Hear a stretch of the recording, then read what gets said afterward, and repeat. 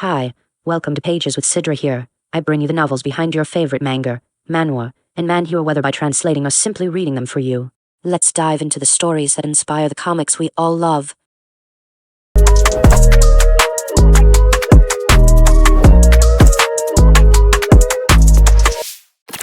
I got a cheat ability in a different world, and become extraordinary even in the real world. Volume 15. Chapter 5, Foreboding of Trouble. Part 1. Around the time Yu won the fierce battle. At Aosei Academy, Joshua was on his way to the chairman's office. When he arrived at the chairman's office, he knocked on the door. Come in. Excuse me. What? Joshua-sama. The chairman, it's a Carcer, who had not expected Joshua to come in, opened his eyes wide. What on earth can I do for you? Could it be? Is it about the marriage? That's one thing, but Kaori rejected me. Joshua said, so Carcer answered while looking at him. Why yes, Kaori has her own feelings, but even if I, as a parent, think that Kaori is not ready for marriage yet. HMPH, that's okay. I've convinced myself of that for now. Then, is there anything else? When Tsukasa asks this, Joshua raises his eyebrows. Would you consider sending Kaori on an exchange program? Exclamation. The unexpected suggestion took Tsukasa by surprise. Then, as if to press him, Joshua continued. As you know, there are excellent schools in our country. I would like to welcome Kaori there. What do you think? Wouldn't that be a good idea for Kaori? That's... Kaori's sister and her mother are in our country as well. I think it would be a good idea for Kaori. Of course, you don't have to worry about the costs. I will take care of everything. Tsukasa could not find words to refuse Joshua's suggestion. In fact, studying abroad would be a good experience for Kaori, and the destination was one of the most prestigious schools in the world. It was not a school where you could just study abroad because you wanted to. Joshua also invited Kaori to such a school. Normally, he would have accepted the invitation with open arms, but since Joshua has asked Kaori to marry him, Tsukasa sensed the underlying motive behind it. Nevertheless, he could not simply refuse. Joshua was only proposing that she study abroad, and if there was an environment where she could receive a higher level of education due to the nature of the school, she should connect with that environment. Joshua's face contorted. Most importantly, we need to wake Kaori up as soon as possible. What are you talking about? When Tsukasa asked this, Joshua's eyes went up sharply. I'm talking about that swindler named Yuya. Yuya-kan. And you mean swindler? Joshua continued to look dumbfounded at Tsukasa's growing confusion. Is Tsukasa being deceived as well? That incomprehensible person is nothing but a swindler. No, that's not true. He's a very good boy. What? From Tsukasa's point of view, Yuya was a serious and sincere boy, even if he was a bit shy. But for Joshua, it was different. This is more serious than I expected. I have to hurry and wake up Kaori. Seeing that Tsukasa seriously believed that Yuya was a good boy, Joshua felt even more strongly that it was bad that he had to get Kaori out of his school. Anyway, you will allow Kaori to study abroad, right? That's...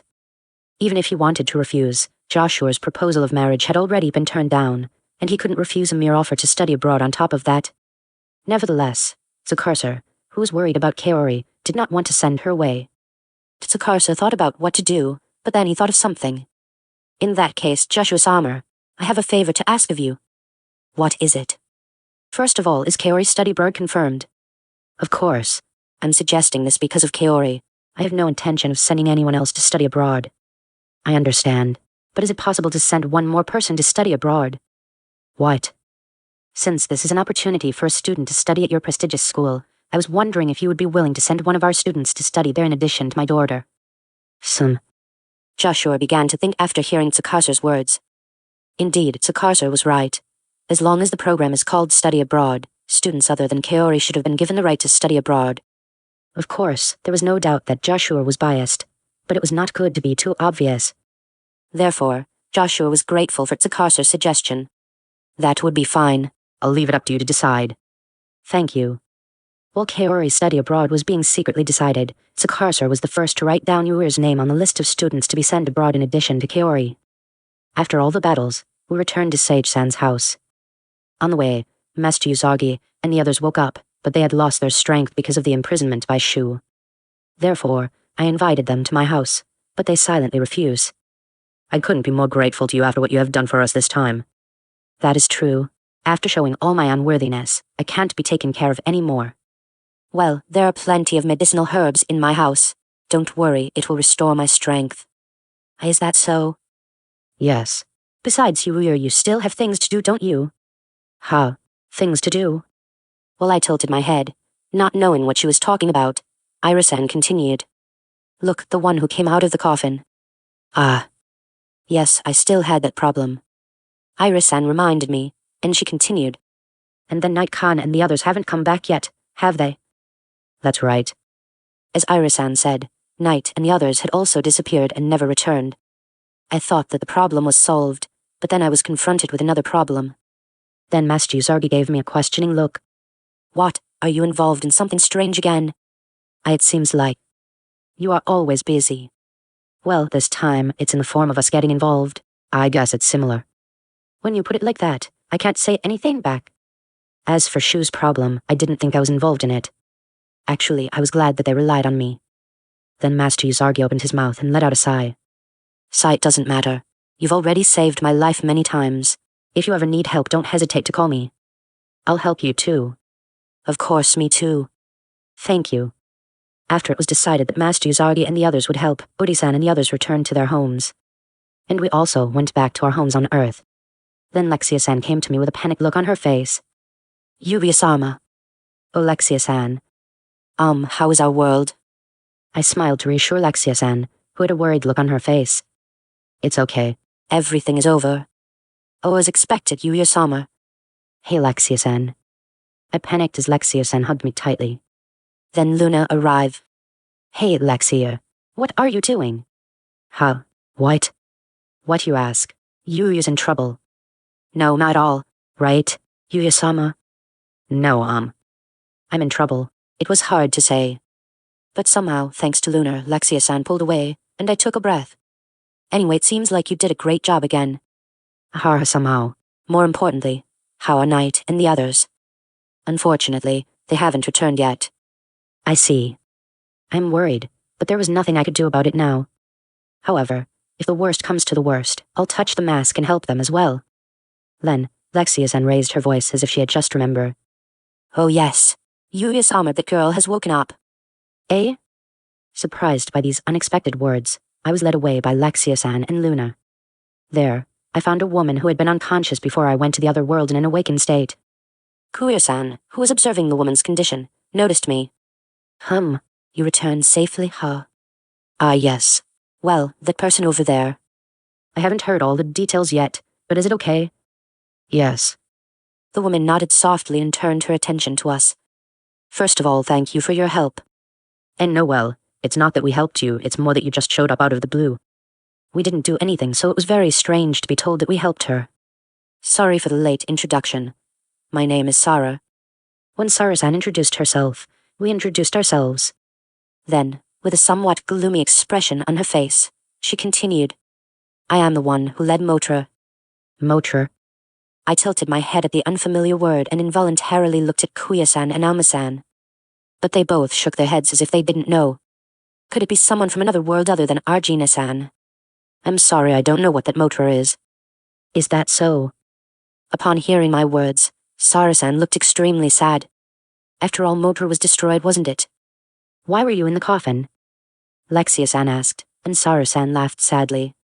That was created by the people of Motra and Earth to let me escape. Huh.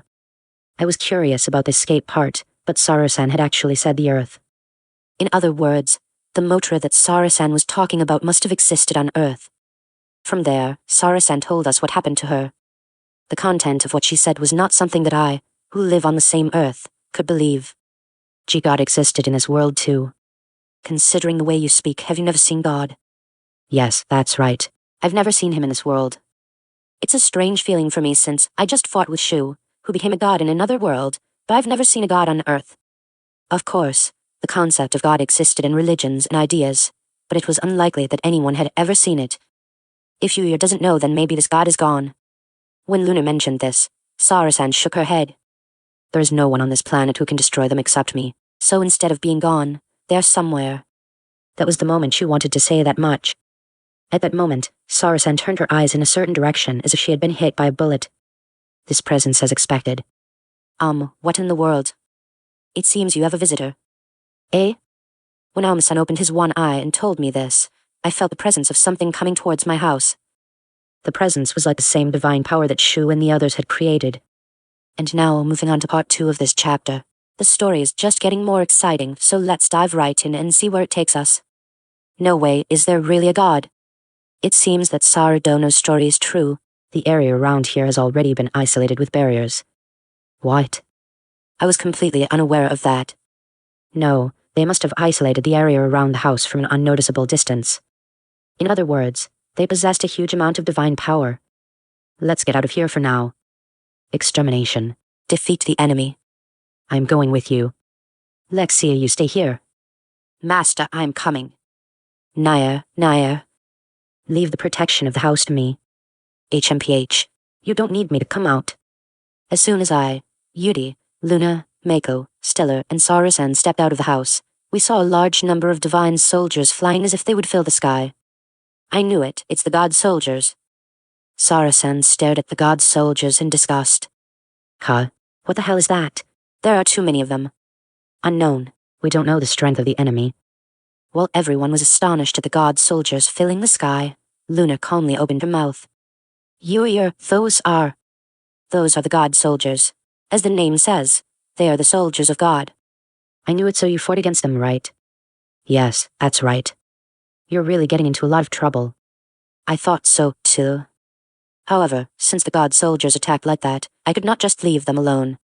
But, I wonder if the guy who summoned them is around. Master. However, there is no sign of anyone who seems to be the summoner, especially from nearby. It is possible that he is summoning them from further away. Naya. It would be very inconvenient if, as Mako says, it is possible to summon god soldiers without being nearby. That would mean endless summons. To stop that, we would have to defeat the supposed summoner, the god of the earth. While I was thinking about this, Sarasen suddenly jumped out. I will not forgive you. Sarasen. A blue aura erupted from Sarasen's body. With an unprecedented blue aura, Sarasen charged straight at the god soldier, waving her arms carelessly. At that moment, all the god soldiers around her disappeared at once. What was that? We were surprised by the absurd power, but perhaps they judged her as a threat because of the attack, and all the god soldiers swarmed around her, aiming at her at once. Not good, let's help Sarasen. Yes. The first thing I do is slash the god soldiers swarming around Sarasen with my Omnisword. Then I'll go for support. Naya. HMPH. Mode down. Begin the extermination. The others followed suit, each defeating the god soldiers. They're tough, but it looks like we can handle them. Affirmative. There are just too many of them. As Yudi said, the number of god soldiers was astounding. However, there was still no sign of the presence summoning the god soldiers nearby. Was it really possible to summon them from a distance? Or does it have something to do with the barriers that covered the area around this house? While I was thinking about such things, Sarasen was defeating the god soldiers as if she was exploding with rage. Where are you? The rage was so fierce that she grabbed the heads of the god soldiers, tore them apart, twisted their bodies, and exterminated them with the overwhelming power of a fierce god. What happened to that woman named Sara? Luna muttered to herself as she watched the enormous sword attack. The way Sarasen spoke, the Earth God used to rule over all humans. In order to escape the control of the Earth God, Sarasen and other humans rebelled against the god and became hostile to him. However, in the process, Sarasen's friends lost their lives one by one, and as a result, the people of Motor entrusted everything to Sarasen and sealed her away. This was probably why Sarasen was burning with hatred towards the god of the earth, who took away her own companions. But even if she was okay now, Sarasen, who had just been released from the seal, must not be in her best condition. She would eventually be overwhelmed and swallowed up by the number of god soldiers. Therefore, we must reduce the number of god soldiers to save Sarasen. I used the heavenly whip as I did when I fought whips in Tone, and I still reduced the number of god soldiers. However, no matter how many god soldiers I got rid of, they continue to be summoned. Hey, Uria, these people aren't diminishing at all. Master, compared to the god soldiers we fought, this number is definitely out of the ordinary. The number of god soldiers summoned at once was unusual, as if the god of the earth had far more divine power than Shu and the others. After all, the only way to solve the current situation is to defeat the summoner. At that time, when I was thinking of a way to get out of this situation, what is it? Suddenly, I heard what sounded like a roar. As I was startled by the voice, a sound like breaking glass followed. To the skies. Luna noticed something, looked at the sky and gasped. When I looked up at the sky, I saw a crack in the air. No way the barrier was broken. The crack in the air gradually spread and finally shattered. As I stared at the scene in shock, a single blue flash of light flashed past my eyes. "Hey!" Exclamation. As soon as the flash passed through, the god soldiers that had filled the surrounding area burst into flames and disappeared all at once. Then, as the barriers were shattered, human traffic returned, and people were horrified at the sight of the sky. What is that? Didn't something strange fill the sky for a moment? I mean, it looked like something exploded in the sky. Fireworks in the sky in the middle of the day. While everyone was confused by the unknown situation, even Sarasan, who was fighting against the god soldiers, was stunned. What on earth? The god soldiers that had been resurrected despite being defeated so many times before were no longer being resurrected. While I was stunned by the phenomena that were happening one after another, Lunar and the others approached me. What happened? I don't know what's going on either. Eh?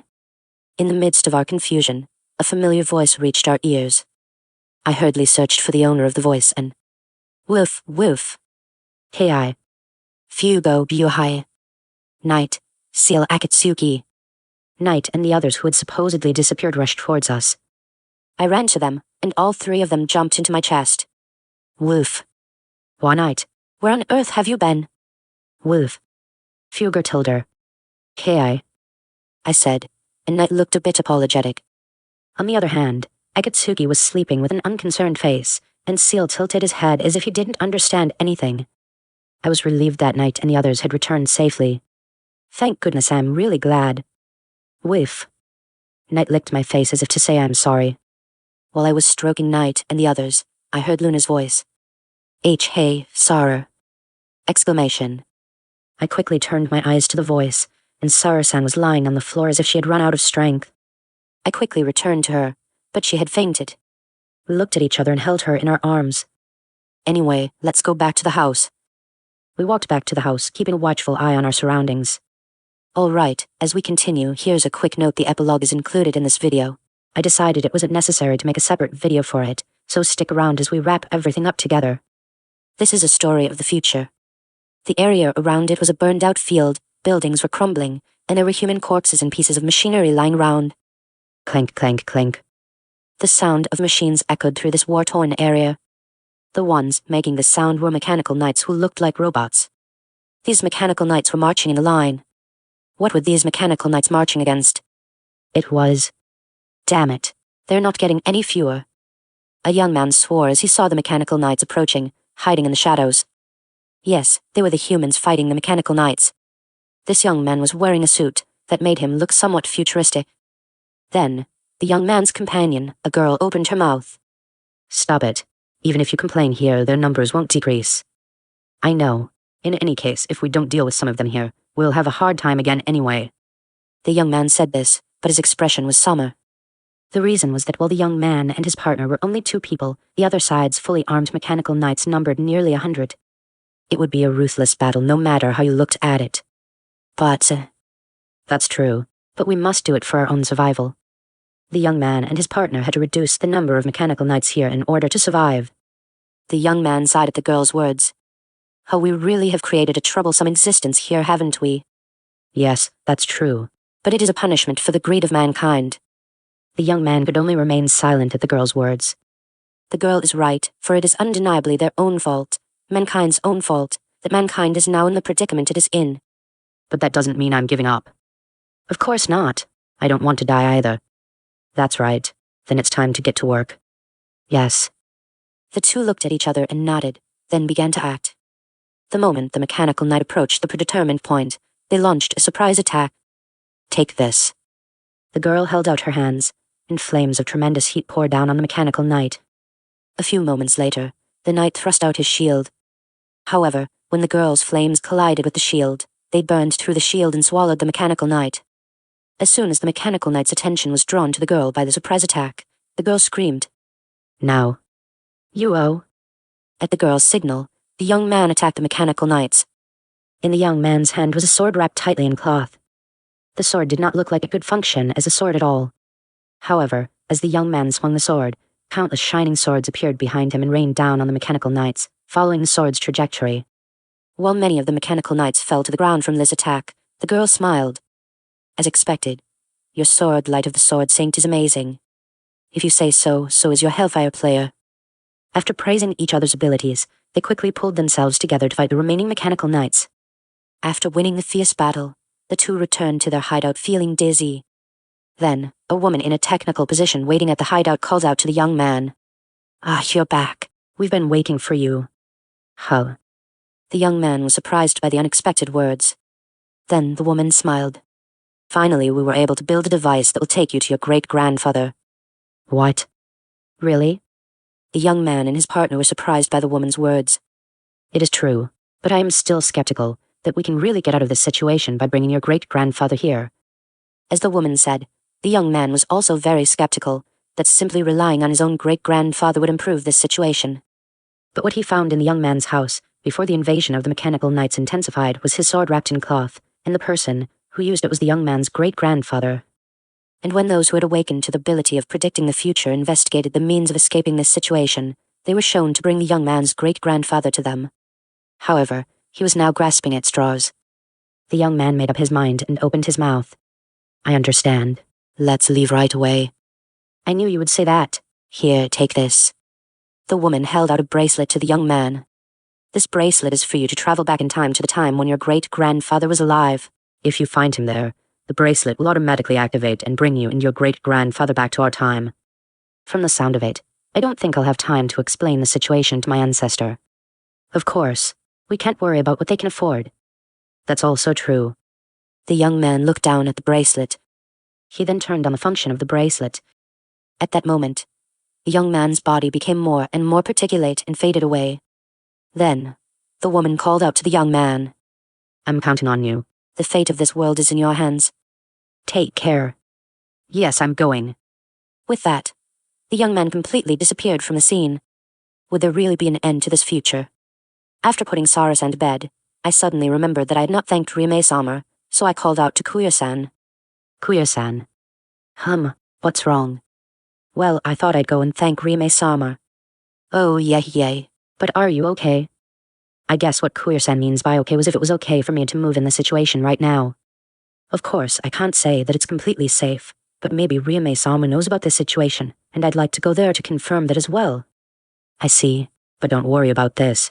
I don't know what they want, but they tried once and failed. They can probably guess that we are looking for them, and they will be quiet for a while. Sure, I didn't know what they were up to, but I didn't think they were going to attack again anytime soon. Well, wait a little while. I'll check it out right away. Kuya-san then contacted Rieme-sama through his main body in the underworld. At the time when Kuya was trying to contact Rieme in the underworld, as requested by Yuya. Gnu. Rieme frowned and stared at the card with a serious expression. The owner of the card she was staring at was Rieme's subordinate, Ikarku. Ikarku told Rieme with a look of dismay. "Just give up and draw it quickly." "Shut up. I'm just trying to find out which one is the old maid." Yes, Rieme, the lord of the underworld, was playing the old maid. Right now, Rieme was forced to make the ultimate choice, and if she had not drawn the old maid here, she would be able to ascend. Rieme stared at the two cards in Ikarku's hand with the same seriousness with which he judged sinners. Which one of them is the old maid? She compared the cards with Ikarku's expression, but Ikarku did not change his expression at all. It was truly a poker face. Rieme gets more and more annoyed with Ikarku and finally makes up her mind. "I've made up my mind this is the right one." The card was pulled out forcefully. What Rieme was holding in her hand was... It was Old Maid. It was an old maid. Why Old Maid? It seems that fortune has smiled upon me. When Ikarku calmly told her this, Rieme was so frustrated that she could hardly be considered the master of the underworld. But she recovered quickly and turned to Ikarku with a bossy expression on her face.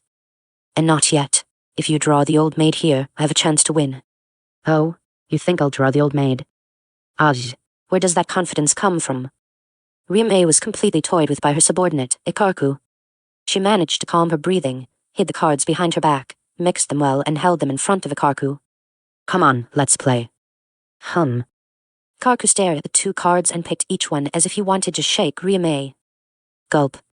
However, Rieme refrained from reacting to Ikarku's actions so as not to give away any information. Seeing this, Ikarku chuckled. HMPH fleeting resistance, isn't it? You'll lose soon anyway. Shut up. Just pull it out. Realizing that she would not win in a battle of words, Rieme urged him to do so, and Ikaku put on a serious expression and finally reached for a card. That card was Old Maid. The moment the power was applied to her hand to pull out the Old Maid, Rieme was convinced that she had won. That's naive, isn't it? But the next moment Ikaku changed his target, before drawing the whole card, and he drew the winning card. Why? Rieme, who was sure to win, was speechless. Then Ikaku discarded his cards and stood up. I won, Rieme-sama. No way. Rieme held her head. But the result was cruel, and Rieme's loss was not reversed. Immediately, Rieme gathered the cards and clung to Ikaku. One more time. One more time. No, there's no end to it. Do something. No matter how much she screamed, Ikaku's attitude remained the same. Then, Ikaku, you think Ikaku should play with me, don't you? And no, I don't think so. W.Y. The other subordinate, Ikaku, rejected Rieme as well. We have a guest. Huh, a guest. It's Kuya-sama. When Rieme heard that Kuya-sama wanted to visit Yuya, she immediately gave her permission. Kaku, bring Yuya and the others to me right away. Very well. A few moments later, Ikaku brought Yuya and Meiko. Rieme's eyes widened when she saw the power Yuya was holding. This power is...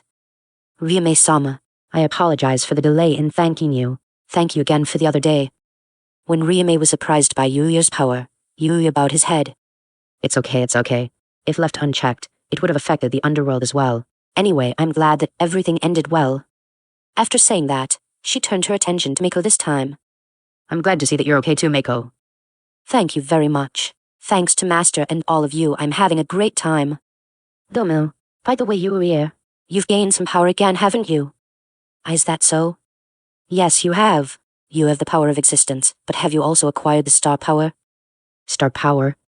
When Yuya was surprised by the name of a power he could not remember, Rieme was surprised as well. What? You don't know? I can feel a faint star power. What kind of power is that? Well, as the name implies, it is the power of the star in your case.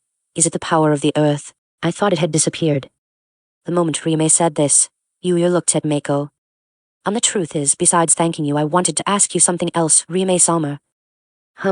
What is it? When Rieme asked him about it, Yuya immediately told her about an event that had happened on Earth. He was talking about the god soldier who had attacked them, in addition to the Sara who had appeared from the coffin. I think the star power Rieme-sama is talking about is probably the power of this Sara-san. I see. After listening to the story, Rieme showed a grim expression. And then, Yuya, you seem to have gotten yourself into trouble again. I never thought that you would have to deal with an ancient god. What do you mean? Rieme replied to the confused Yuya. Your opponent is the god who once ruled the earth. Yuya finally solved the case of the other world, but now it seems that he might get involved in the problems of Earth. Exclamation. Suddenly, particles of light rained down on a deserted alley. The particles gradually formed the shape of a person, and soon, a young man stood there. This is the age of our ancestors. This was not the Wathan world the young man knew, but a world where he could feel peaceful human life. The young man was stunned for a while, but eventually, he came to his senses and braced himself. I can't stay like this. I must find my ancestor as soon as possible. And so, a new trouble secretly loomed over Yuya. Thank you for watching Pages with Sidra. I hope you enjoyed this chapter of I Got a Cheat Ability in a Different World and became extraordinary even in the real world. Don't forget to like, share, and subscribe for more volumes and novels. Let's keep exploring these amazing stories together. See you in the next one.